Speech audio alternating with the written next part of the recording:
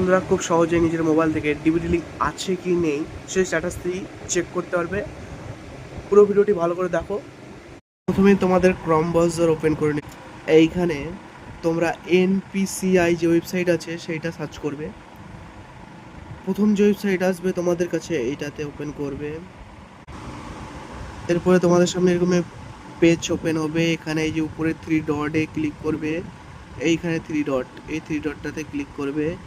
এখানে গিয়ে customer service এই যে অপশানটি দেখতে পাচ্ছ, ভারত সেন্ডিং এনাবেলার PASE, এই অপশানটাতে ক্লিক করবে। এরপরে এরকম পেজ তোমাদের সামনে ওপেন হবে।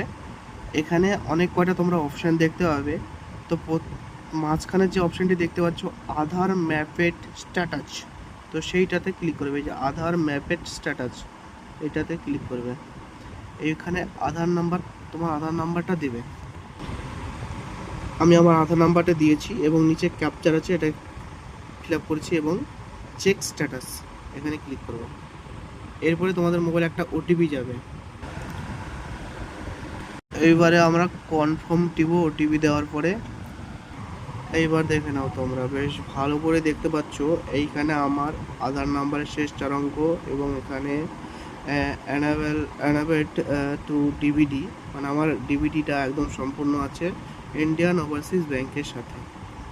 হ্যাঁ, এইটা হলো মেন বিষয়। আমি এই বিষয়টি তোমাদেরকে বাংলা মানে করে দেখাচ্ছি। এই যে দেখো, আধারের 4 সংখ্যা ডিভিডির জন্য সক্রিয় করা হয়েছে ইন্ডিয়ান ব্যাংকের সাথে। ব্যাংকের নাম, এটা ম্যাপিং অবস্থা সক্রিয় আছে এবং ব্যাংকের নাম ইন্ডিয়া ওভারসিজ ব্যাংক। এবং এই তো এসব নিচে দেওয়া আছে, এগুলো অত দরকারি নেই তোমাদের। তো মেন হচ্ছে এখানে দেখতে হবে এইভাবে, ঠিক আছে? এইভাবে নিচে স্ট্যাটাস চেক করতে হবে।